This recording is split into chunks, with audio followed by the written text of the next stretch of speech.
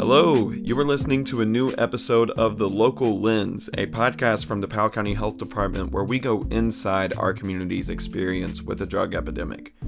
Our show is coming to you from Stanton, Kentucky, a small town nestled at the foothills of Appalachia. And on this week's episode, we are joined by Miss Lisa Coffey and Miss April Smith. And these two together, they both work full-time in addiction and recovery services, but they also both participate in Celebrate Recovery, which is this very generally is a recovery group that meets in Clay City at the Clay City Church of God. And as we'll get into in the episode, Celebrate Recovery is about way more than just recovery from drug addiction. So in this episode, we get into how to be a friend of recovery and how to generally support recovery, the whole world of recovery, in a better way. If we want our community to altogether get past drug addiction, then this is probably a necessary step for all of us. Well, alright, that's good enough for an intro. We'll go on and call it there. This is The Local Lens. We are a Powell County Cares project from the Powell County Health Department. I'm your host, Nate Brooks. These are our people, using our voices, telling our stories, because no one sees it like we do. Okay, so my name is April Smith, and I work at the Montgomery County Health Department, but I'm employed through UK Healthcare as a risk reduction specialist. And over there, my role works with a lot of those vulnerable populations, people who are at risk for contracting HIV and Hep C, providing testing and connections to treatment. And that's my main focus. And then in my spare time, my husband and I, we run Celebrate Recovery here in Clay City. And that's a big passion of mine as well. So, my name's Lisa Coffey, and I would call myself a friend of recovery before anything else. I'm a licensed clinical social worker, so my profession and trade is mental health and addiction counseling. I work at Shepherd Shelter Ross Rehab 3 days a week and do private practice. And I partner with the Celebrate Recovery program and the Spark Ministries program, helping out with both of those in any way that I can. So these two ladies both have a wealth of experience and a lot of exposure to the recovery world. So their insight and hearing how they've grown is helpful. I guess even reflecting on my own language coming in and knowing that I was going to talk about this, I mean, I have work to be done. All of us have work that we can do to constantly be reflecting on the language that we're using and being sensitive. Definitely, when I started to think about it was when I did get, about 4 years ago, when I started getting into Celebrate Recovery. We call that CR. And then sitting in on some of Lisa's educational presentations. And the education part is what really changed my heart and began to grow compassion. And getting that compassion through learning is common. That's what happened to me.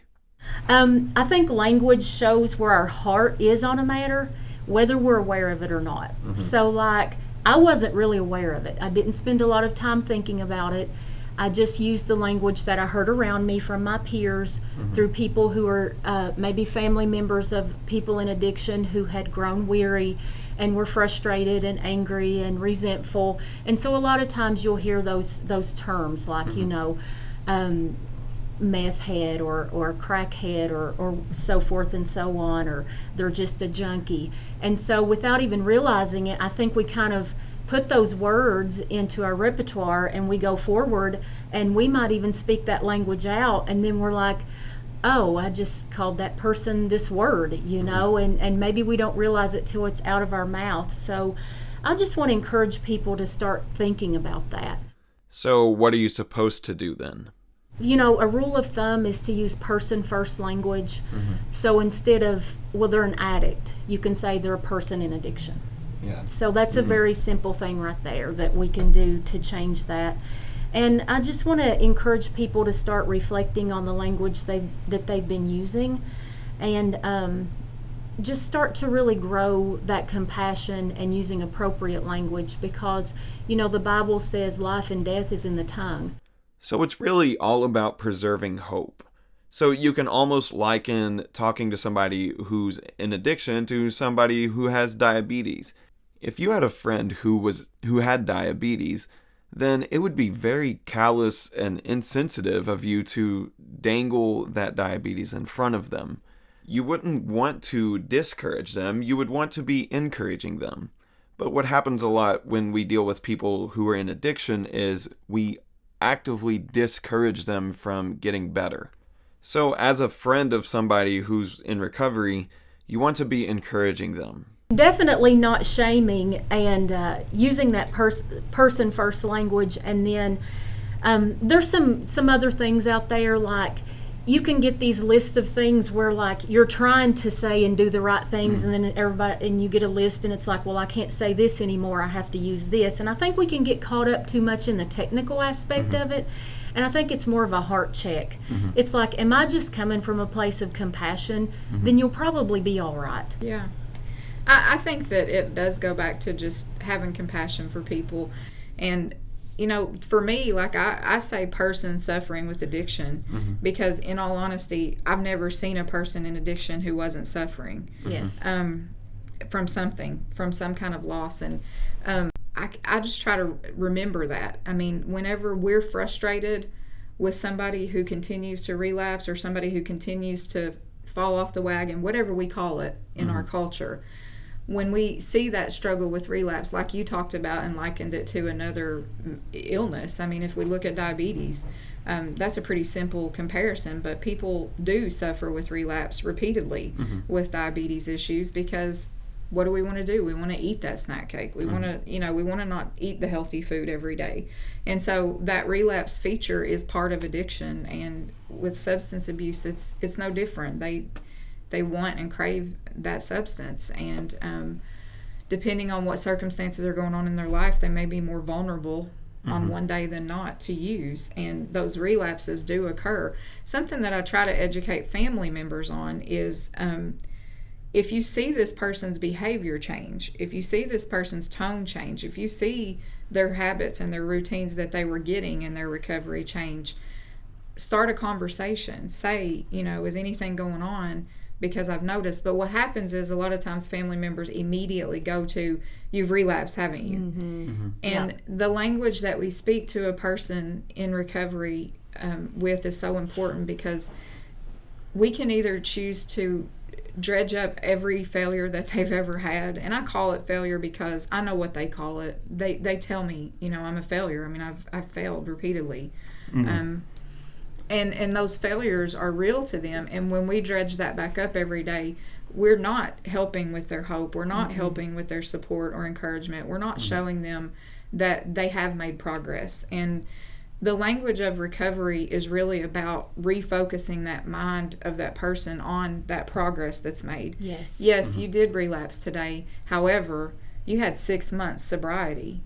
You're in a different place than you were a year ago. You're in a different place than you were, and always reminding them of that progress, because we all have areas in our life where we struggle, and it would do us nothing but harm for someone to remind us of that struggle repeatedly. But when someone comes to us and says, you know what though, I've seen these changes in you and they're good. Yes. It makes us have hope. It makes us have motivation that we can get back up. And with a relapse, the most important critical piece to that is catching it soon and getting it back into a manageable place before that person runs back into we call it the madness a lot of times, because it is, addiction is such a madness. It's an insanity. So the reality is that if you can catch that person in those behavior changes that you notice, or in that mood change that you notice, and you can have compassion for that human and say, are you going through anything? Like, I out of concern have noticed that you're different. That opens a door to a safe place for somebody to say, I am struggling with whatever. And, maybe they'll admit, yeah, I've relapsed, or maybe I've had it on my mind a lot lately. But they can't do that in an environment where it's Condemnation. Judgment and condemnation and guilt and, failure. That there's no safety there. There's no growth there. And they're almost expecting it. Yeah. Like if before the relapse happens, you relapse in your mind before you relapse. You call it prelapse. Some people call it that, but it's that change of, I know something ain't right and I feel like I'm going to be going down that road again. And so you, like Lisa says, the support system might notice some changes at that point.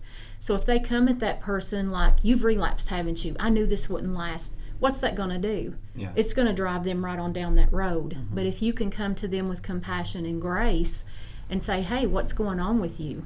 Something ain't right, you know, can we talk? Then that can flip that script and can mean so much. Yeah. And I think it also just shows the person in recovery that they matter. Yes. You know, we all need to know that we matter. And sometimes we know we matter because people just straight out tell us, I love you, I care for you. But other times we know because they say, hey, I noticed that you weren't yourself today. You know, people in recovery need to know they matter because they're human. Yes. Not because they've been in addiction, because they're human and they need that too. And I think that if you notice enough about somebody to notice those, they're blaring, these changes that happen when someone's ruminating in their head thinking about relapsing. You can tell they're more intense, they're more withdrawn. You know, just like we would be if we had an episode of anxiety or an episode of depression, which we all have probably had a bout with in some situation in our life. But when they're in that headspace, it's clear the behavior change is there. And if people are really supportive of them and looking for them and look, you know, that they matter to them, it can help them remember, like, I do have people who care. And you have to meet them where they are, and you have to be willing. And it's scary sometimes because we get let down. You know, we have hope for people and we get let down and they get let down.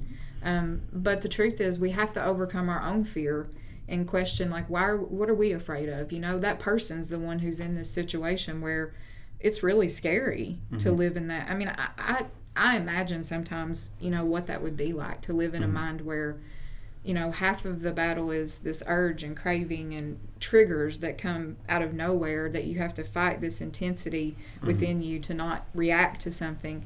But then at the other point, I think about the guilt and the shame and the regret and what they say is wasted time. That's just words that they use all the time with me in group and in individual sessions. They'll say, you know, my life's just wasted time. And I mean, if you're looking at somebody who's been suffering in addiction for 20 years plus, if you look at a period of your life like that, we would all, you know, be like, man, that was wasted, you know. But at the same time, you know, there's purpose in that time if you can come to a place of recovery and wholeness. And you have to remind people of that because they dwell there on their own. And we have to pick that up and kind of go, you know, I noticed that about you because I care for you. It's important, too, for them not to get hung up on that. And I think just like you mentioned, always coming back to hope. And I've talked to people and say they have a year or even 2 years in and then they have a relapse. And a common phrase they use is, well, that was all for nothing. And I'm like, no, it wasn't all for nothing. Look at all the time that you had. Yes, you may have relapsed, but look at what you learned. Look at the tools that you gathered. Look at the support that you assembled. You're not starting back at square one this time. You're starting back a lot further than where you started back that last time. So you're always pointing them toward hope and using that hopeful language. And just it can be like Lisa said, if, say, they've been in addiction really bad for 20 years and they may not even remember big chunks of that time, but it's important for us as support to help them get past getting hung up on that, because that can be really sad, right? So you have to just say, you know, yeah, this happened, but look at where you're at now. So you always just start from here and go on, and that's what all of us do anyway. Yeah. And in the conversations with people suffering in addiction, I think you have to validate that hopelessness because it's real. Yes. It's a real part of them. Don't dismiss it. You don't dismiss it. You hear it and you validate it, but then you always, as someone who wants to encourage them, you always highlight the gains. Yes. Because there are gains. You know, there's so much lost in addiction. Yes. But there are so many gains when somebody finds their recovery. And you have to highlight that in closing with the conversation. But you know, people in addiction are very vulnerable. They're very they're very honest and real. Many times I look at that population and I'm like, that inspires me. They inspire me every day. Because some people who live a sober, what we would call healthy, happy, successful, whatever term we want to put on it, whole life, can't be that vulnerable. They wouldn't ever say, what's really going on with them. And there's a lot of strength in that. And I think that pointing that out to them is like, it empowers them to, that they do matter and that they are strong in ways that others aren't. And I just think that you have to be a voice of reason and a voice of strength and encouragement for them. Because like all of us, when we are weak, when we feel frail, when we feel distraught, we need somebody to lift us back up, and that's what it takes. So with you guys professionally, I know we were speaking on always being that compassionate voice earlier, and that was directed towards especially family members, and people directly involved with other folks that are suffering from addiction. In your professional roles, what kind of stance do you guys take talking with people in those professional roles? Then is that any different, or is it still just as compassion focused? Do you have to have any kind of iron fist with that? What is that like for you guys? I think about my work at the rehab and here. Okay, so whenever I say compassion, I don't mean that there isn't firmness there and that there isn't truth. And one of the things we talk about at the rehab, and something that April and I even individually work together on, is improving this language of truth in love. Yes. And, compassion is a real virtue, but also this addiction issue is going to have some structure. It's going to have to have some firm hands who say, okay, that's absolutely not serving your recovery. And so in my role, wherever I'm at, people say this to me, and I think about that as you say that. I'm like, well, am I different in these different roles? Because I wear a lot of hats in the recovery community. But the reality is, I don't think I'm different. I think I'm the same. But there's a firm balance of, I care for you. I have hope for you. I have these things for you, but I also see we're going to have to work on these things. These things have to change, in order for you to have those things that people see. All of us we have potential, but are we really exercising the fullest of our potential every day? I mean, most of us would have to admit I'm not even doing that some days, So it's no different with people who are suffering an addiction. They're not exercising their full potential, and they need somebody to, in truth and love, say to them, you have more than this. You are worth more than this, and there's more in you than this. And I think there's a balancing act there that you learn the ropes of just by being around people in addiction and the community of recovery more and more. It really is tricky to maneuver if you're somebody who wants to be a friend of recovery, if you want to support people who are in addiction, who need to be supported. And I have to say it again, but the way you start is by learning and listening to people who have been around it, and then to be around it yourself. So, all right, we'll get back into it. Here's Miss Coffey. Recovery is not a one and done thing, and people have to start understanding that about the language too. Yes. Because people go to rehab and they're like, well, you're well now, right? Yes. Well, you're actually frail when you come home from rehab because you don't have your coping mechanism, and all you do have is raw emotion now, and your mind is there now, and you're thinking on those things in a different way. So you do have to look at the fact that recovery is progression. It's an ongoing process. Yes. Celebrate Recovery is so beautiful because it teaches how we all have hurts, habits, and hang-ups. Maybe we're not addicted to anything, but we struggle, and whatever those struggles are not our identity. It's a Christ-centered program, so we identify as, my name is Lisa, I'm a grateful believer in Jesus. My struggles are with depression and trust issues. Yes. And so those are, I think that's key to the language too, is your addiction is not who you are. Amen. Your addiction is a struggle that you have. But it isn't who you are. It isn't all that makes you up as a person. Because if you can remind someone that that's not all they are, that's empowering, and that motivates them. For sure, yeah. And that gives them a hope and a vision for their future. And there is that tradition of in 12-step programs of identifying yourself with your struggle. And I understand the science behind that, the reasoning, the psychology. That's to constantly remind the person of their frailties or their vulnerabilities, and I get that. But at some point, I think you need to go on and be something more. And that's what I really love about Celebrate Recovery is from the get-go, we focus on you're not your struggle. And, with us, since it is a Christ-centered program, we always say that our identity is in Jesus, and then we state our struggle, because it is important to remind ourselves and our support system what our struggle is. I mean, obviously, that's very important, because that's taken off that mask, and that's saying, hey, I have a struggle. Here's what it is. So I'm so glad you brought that up, because it's important for people in recovery to have that positive self-talk. So I have these conversations in my mind all the time, and I joke and I share that with people, and I'm like, so I was having a conversation with myself, and and they kind of laugh, and we laugh, but I just say it's so important for y'all to have this positive self-talk, because you can talk yourself into something, or you can talk yourself out of something. So continue to have that conversation within yourself. So this just calls back to the idea that your words matter and that your words carry a lot of weight. And it doesn't really matter if it's just intrinsically, like within yourself, or if you're actually saying it to other people. What I personally think of is that saying a word or having a thought is like planting a seed. And you can see this when a song gets stuck in your head, or when you get a craving for some, like a Hershey Kiss or whatever. So you can see how just like one tiny idea of something can really just grow in your head if you let it. So this is all just to say that self-control is tough, especially when your brain chemicals start getting into play.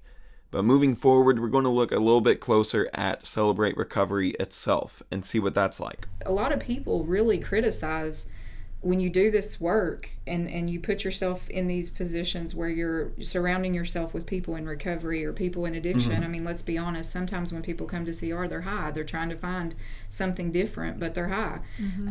And people say things like, is it really safe for you to take your kids down there? Are you really sure you want your kids to see all that?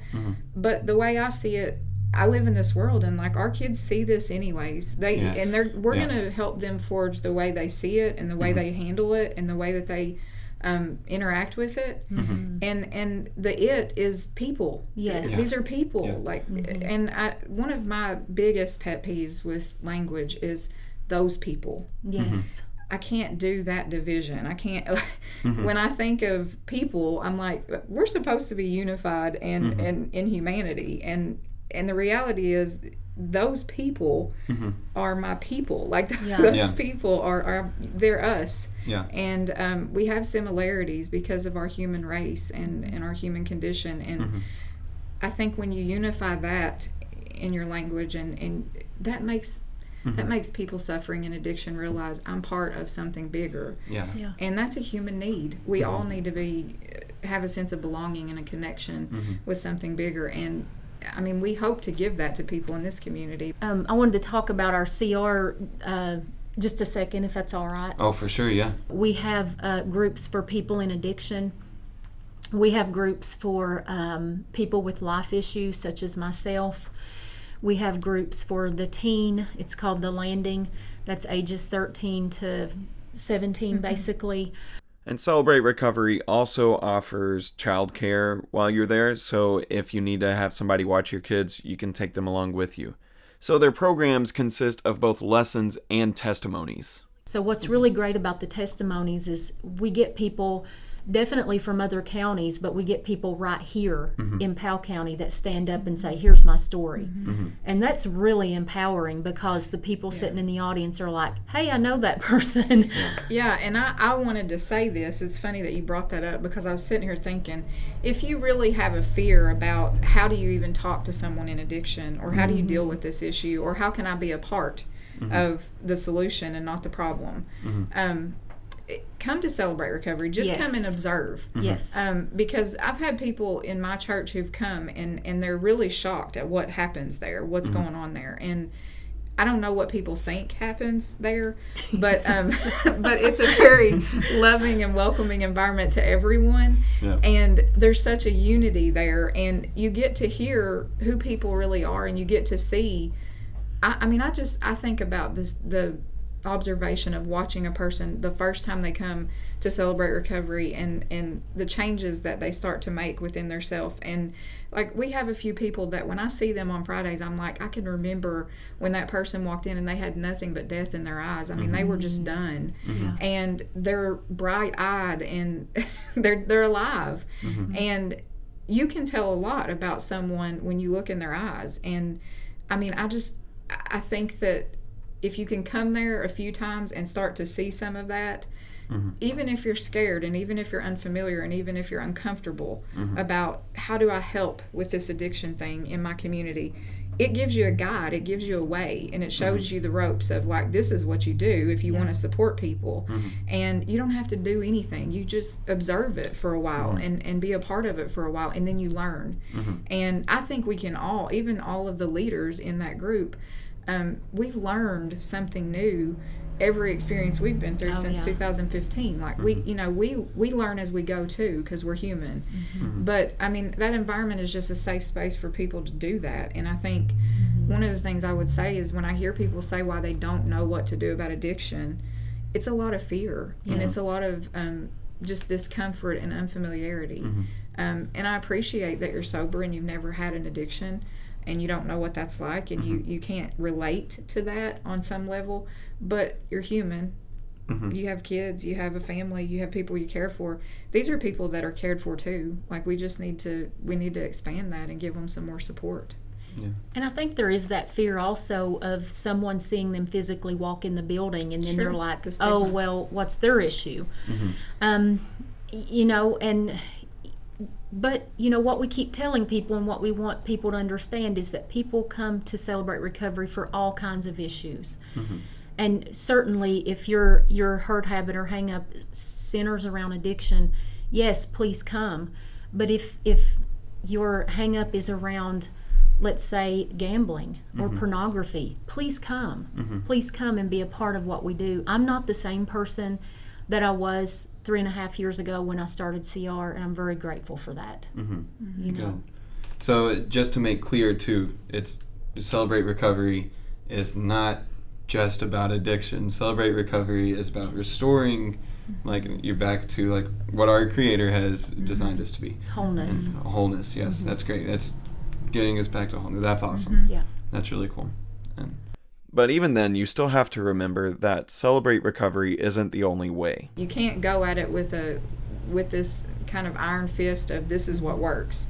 There are things that we know, there's evidence that suggests if you do these things, you're at a much better place to stay sober and keep your recovery going. But in all honesty, Nate, I've been seeing this for years. Everybody's recovery program is different. Yes. And you have to have enough respect and concern for that person and where they are and who they are to help them figure that out.